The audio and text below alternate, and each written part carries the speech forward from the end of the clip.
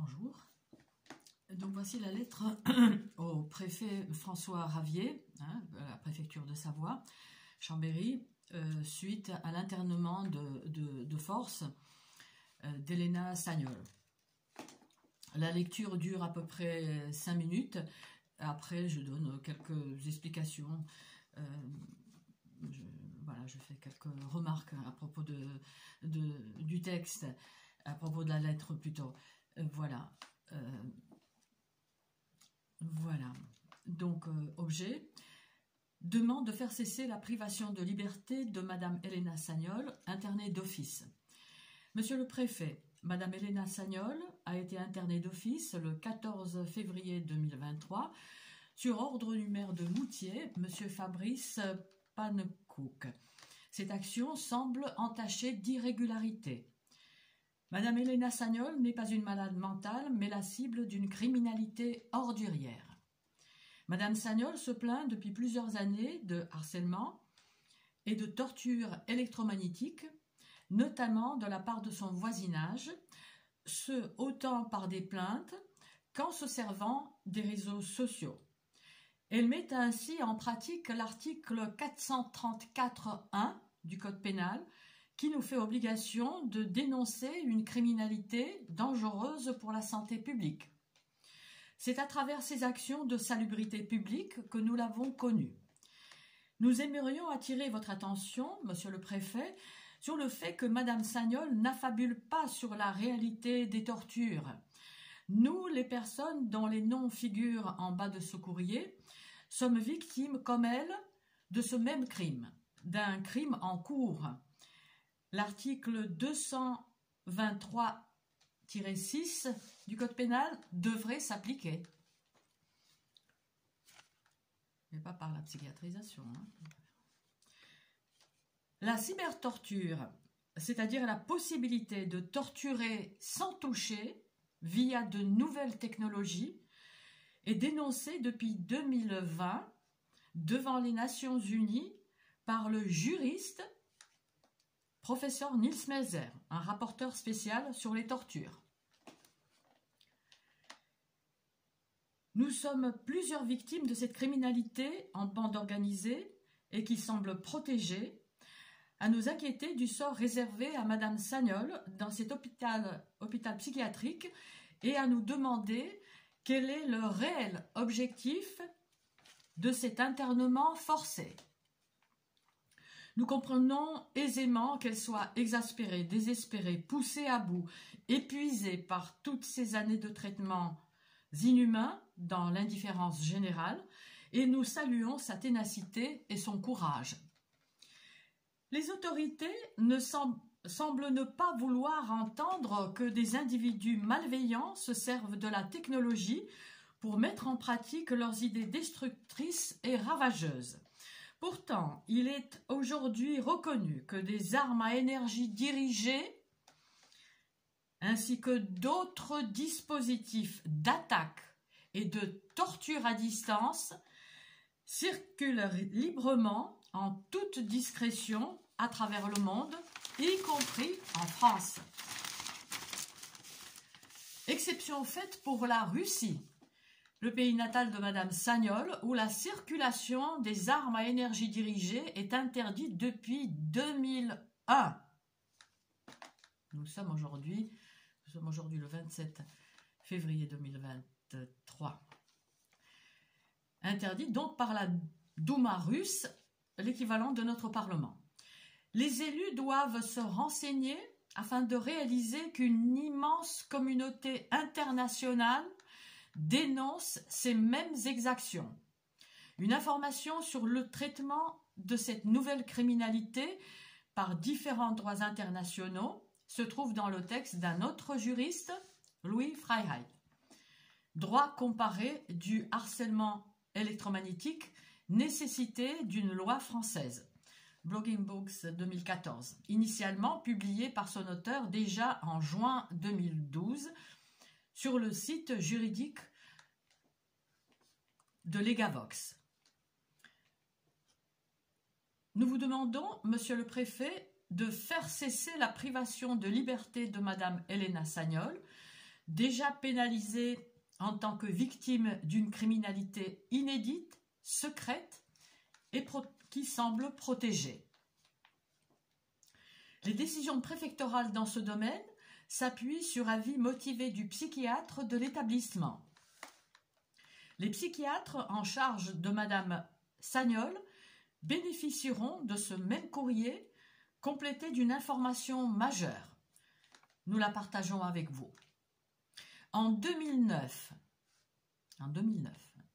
le psychiatre Amin Mohamed Gadit de Terre-Neuve, Canada, dans son article « Le terrorisme et la santé mentale », questionne ses confrères leur demandant comment différencier entre une maladie psychiatrique endogène et celle provoquée par les nouvelles armes dites bioélectromagnétiques. Mériterait-il d'être interné? Nous espérons vous avoir fourni des informations de base, mais capitales par leur teneur sur ce sujet tabou, et nous nous tenons à votre disposition pour tout renseignement complémentaire. Recevez, Monsieur le Préfet, l'expression de nos sincères salutations. Donc signé, je donne les prénoms seulement, Eléa, Bojena, Mustapha, Anna Maria, Philippe, André, au féminin, Jo, François, Fabrice, Eusler et Régis. Voilà. 6 minutes 50. Voilà. Eh bien, voilà. Donc, à propos de ce que j'ai dit, à propos du fait que Elena ait été internée d'office et qu'il y ait donc des irrégularités. Elena a été internée sur un piège. Elena avait reçu un appel lui demandant de venir compléter, de donner des informations complémentaires à propos d'une plainte, d'une plainte. Elle ne s'est pas méfiée. Elle ne s'est pas méfiée pourquoi? Parce que ça s'était déjà produit, qu'il fallait donner des compléments sur... il me semble hein, qu'elle était déjà reçue hein, à la gendarmerie ou au commissariat et que voilà, les gens étaient très gentils, ce qui n'était pas le cas la dernière fois où elle y est allée donc et elle s'est retrouvée entourée, enfin, hein, de part et d'autre, avec deux femmes en blouse blanche et amenée de force. Voilà, internée de force. Alors, le harcèlement a toujours été très difficile à toutes sortes de harcèlements à présenter. Tous ces harcèlements de couple, au travail, de rue, scolaire, où il y a quand même une petite jurisprudence hein, en France, mais le harcèlement, pour quelle raison le harcèlement électromagnétique, pour quelle raison il y a ce frein? Parce que, lorsque je dis qu'il s'agit comment je l'ai formulé, qu'il s'agit donc d'un harcèlement, d'une criminalité protégée, qui semble protégée, et elle est protégée. Elle est protégée. Si elle ne l'était pas, nos plaintes auraient été traitées autrement que par la psychiatrisation. Hein. Voilà. Or, la psychiatrisation est là pour taire cette criminalité, pour la couvrir, pour l'étouffer. En principe, c'est peine perdue parce que ça sort alors de partout, hein, même dans ce pays un peu momifié, je dirais. Hein, voilà, ça commence à parler et il faut que ça parle. Il faut parler. Hein, les cibles dénonçons cette criminalité. Hein, ordurière, crapuleuse. Donc, oui, un harcèlement inédit, même si... Aujourd'hui, on peut très bien concevoir que les ondes tuent. Hein cher docteur, la psychiatre qui disait que les ondes, ça n'existait pas, etc. Bon, hein d'après ce que Elena m'a rapporté, les ondes. Vous avez sur Internet des tutos d'il y a 40 ans, lorsque le micro-ondes est sorti, où des petits malins le traficotaient, collaient contre un mur et irradiaient. Mais ça, c'est de l'Antiquité, ça, c'est de je veux dire, de la préhistoire. Hein. Aujourd'hui, ces dispositifs à torturer tiennent dans un sac à dos, dans une main. D'accord? Donc, il faut se mettre à jour. Voilà, à ce propos, il me vient une anecdote. J'ai dans mes connaissances une infirmière psychiatrique qui donc exerçait dans les années 90, oui. Et lorsque je lui avais parlé de ce harcèlement, oui, elle m'avait dit que oui, c'est vrai que donc dans les années 90, il se questionnait entre infirmier et infirmière, donc psychiatrique, en se disant « et si ces gens-là avaient raison ?» Ces gens-là, donc, ils dénonçaient, qui étaient enfermés, internés, parce que, voilà, ils débloqueraient, ils seraient, enfin, ça relèverait d'une maladie psychiatrique. Donc voilà. Oui, ce courrier, cette vidéo s'adresse aux psychiatres qui ne connaissent pas cette criminalité. Donc renseignez-vous. Vous avez donc ce fameux fascicule. On le voit, oui, droit comparé du harcèlement électromagnétique qui est une information de base de ce que font les droits internationaux, comment ils traitent cette criminalité et comment rien n'est fait en France. Comment la torture est pratiquée en impunité la plus totale. Je ne suis pas tout à fait d'accord avec certaines choses. Notamment, nécessité d'une loi française bien sûr pour traiter par exemple le volet psychologique de cette criminalité qui est globale. Lorsqu'il dit oui, nécessité d'une loi française, d'accord, mais la torture est interdite. La torture est interdite par le code de Nuremberg pour commencer, par d'autres traités internationaux, etc. La torture est interdite. Or, c'est pour ça que je donne cette source parce qu'elle est la seule,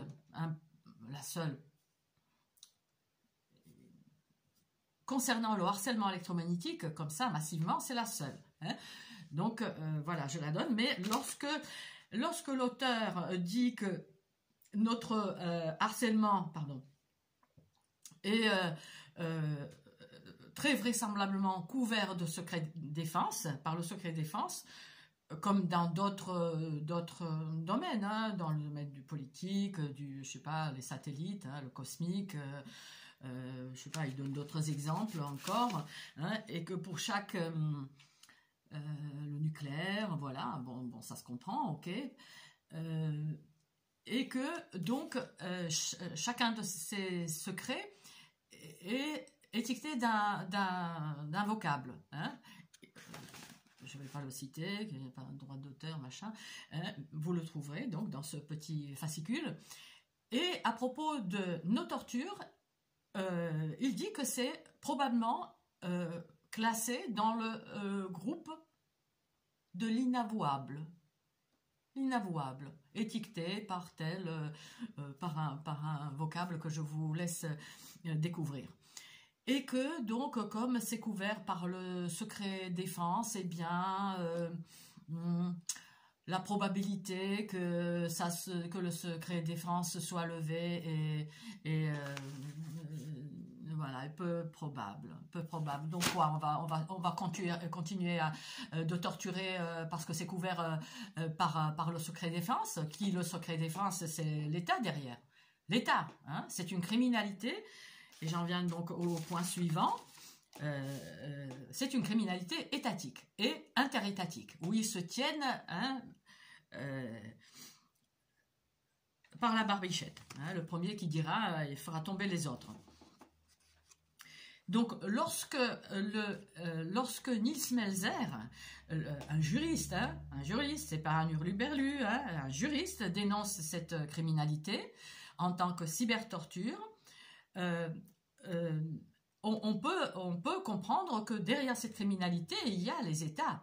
Il y a les États qui ont les moyens de mettre cette criminalité en pratique, hein, puisque les cibles sont agressées par des technologies qui sont, c'est bien décrit, je vous donnerai le lien, sur le blog de Serge Labrèze, hein, qui a fait même un appel de détresse où il donne une description technique. Je retiens pas très bien ces choses-là, c'est pas ma tasse de thé, je suis une littéraire. Abus de faiblesse, hein, là on pourrait dire. Hein. Enfin, ben bon. Donc Serge décrit cette criminalité et dit bien que les moyens qui sont mis en œuvre pour la pratiquer, seul un État peut se les permettre. Voilà, seul un État. Voilà, la cybertorture, les satellites sont évoqués pour pratiquer, pour mettre en œuvre cette criminalité, pour agresser une cible, pour la viser. Voilà. Les satellites sont donc évoqués. Il s'agit donc d'une criminalité étatique. C'est pour ça que... je fais bouger la caméra. C'est pour ça que lorsque je dis qu'elle semble protégée, bon, j'ai mis quelques formes, mais c'est une criminalité qui est protégée. Voilà. Je l'ai même mis récemment sur le capot de ma voiture. Hein, voilà, j'ai changé. Donc, criminalité secrète, impunie, certes, impunie, parce que protégée. À propos de l'article 434.1 du Code pénal, au fond, comme c'est une criminalité protégée, ils n'en ont rien à cirer, ils n'en ont que faire. Il m'est arrivé 2-3 fois lors des actions de sensibilisation, hein, contre donc cette criminalité que je faisais dans le temps. Ça fait 8 ans et demi que je suis engluée dans cette criminalité. Au départ, au début, voilà, je me mettais sur l'avenue principale de la ville, etc. Donc, voilà. Et je me rappelle qu'il y avait des policiers qui me disaient « Oui, vous circulez. » Alors, je disais justement l'article 433, l'article, rien à cirer, en gros, je ne sais pas comment ça a été formulé, mais ouais, la prochaine fois, ça sera l'hôpital. Donc, la menace. Hein, pareil, une autre fois, je pense que c'était pas un policier, là, pour le coup, c'était comment on les appelle, les vigiles, habillés en kaki, etc. Rien à faire, j'en ai rien à faire. Voilà, rien à faire. Voilà où on en est. Donc, voilà. Voilà, donc oui, c'est à peu près tout. Oui, à propos donc des psychiatres, ceux vous qui n'êtes pas au courant, de grâce, renseignez-vous, reconsidérez les symptômes, hein, de la cible, même si c'est vrai, certaines personnes, lors des tortures incessante quasiment, hein, harcèlement c'est un délit, hein, mais là c'est en bande organisée, c'est tous les jours, c'est une criminalité lourde, donc oui, certaines personnes peuvent présenter peut-être, c'est vrai, on a certains réflexes, on peut avoir certains réflexes parano, hein. Moi qui étais d'une confiance, mon Dieu, d'une confiance. Voilà, là, c'est vrai, je deviens méfiante. Si j'étais pas malade, je ne pourrais pas avoir ce recul, hein, non. Bon. Donc, voilà. donc reconsidérez voilà les symptômes et renseignez-vous, surtout renseignez-vous. Il y a une tonne d'informations, en anglais. En français, l'un des signataires, Eusler, j'ai découvert j'avais vu déjà son blog, mais là je l'ai lu un peu plus attentivement. Voilà, et il est excellent. Dans ce blog. Eusler parle de ce qui est fait du point de vue juridique par rapport donc aussi au volet violence psychologique de ce harcèlement, parce que c'est un volet à part qui peut détruire certaines personnes totalement, hein. En plus donc des tortures physiques, hein, des agressions physiques, être brûlé à distance quotidiennement, violemment, et pas seulement des brûlures, c'est des agressions par les infrasons, ultrasons, par des armes à énergie dirigée de quatrième génération, basées sur des principes physiques nouveaux. C'est comme ça qu'elles sont décrites, ces armes, par la société, par une association, par l'association Moscow-Meko, par exemple, par les Russes, hein, qui ont envoyé un courrier à tous les présidents européens, sur cette criminalité. Donc, Elena Sagnol doit être libérée. Elena Sagnol n'est pas une folle. Elena Sagnol est extrêmement éprouvée. Elena Sagnol a passé 1 mois ici, chez moi, cette année, il y a 3 ans, 15 jours, et j'ai vu la différence entre mon harcèlement, mes tortures qui me poussent à hurler parfois, c'est vrai, voilà. Et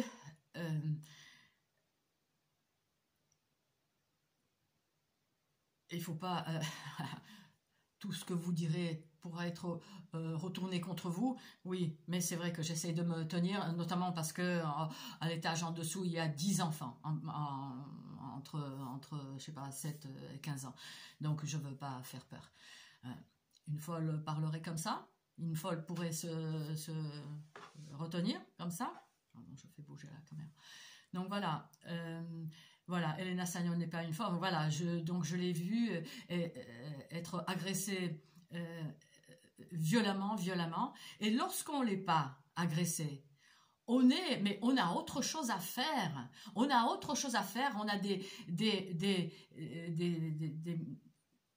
dizaines de centres d'intérêt, voire plus. On a souvent un niveau, on va dire, socio-culturel, intellectuel élevé. Je le vois sur les autres cibles aussi. Donc voilà, Elena, et lorsqu'elle n'était pas agressée, je la voyais aussi que tout de suite on a envie de profiter de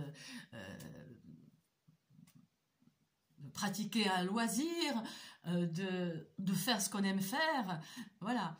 Donc j'ai vu la différence, mais beaucoup moins cette fois-ci, c'est vrai, que en 2019. Voilà. Elena Sagnol, comme peut-être d'autres cibles, a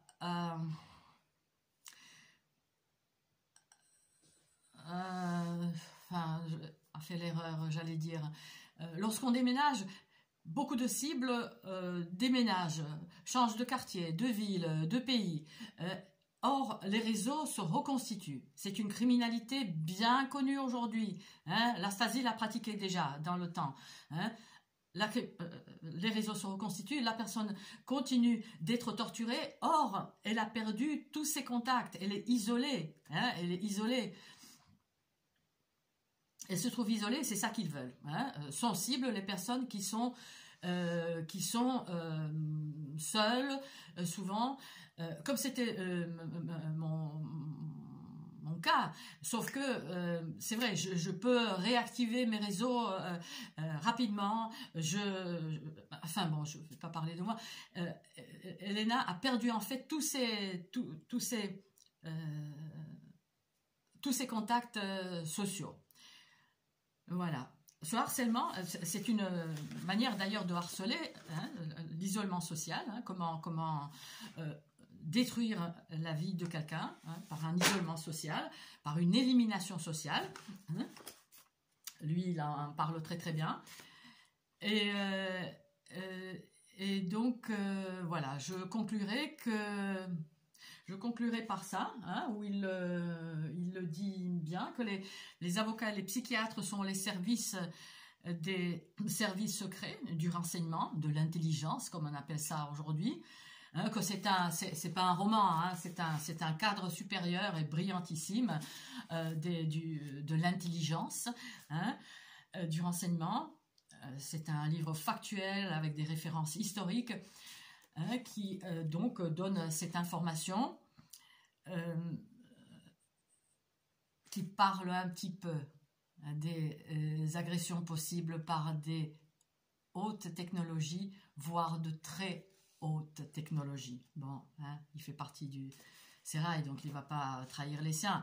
Mais voilà. Donc pour ceux, oui, qui est de l'épée du renseignement, sachez que nous serons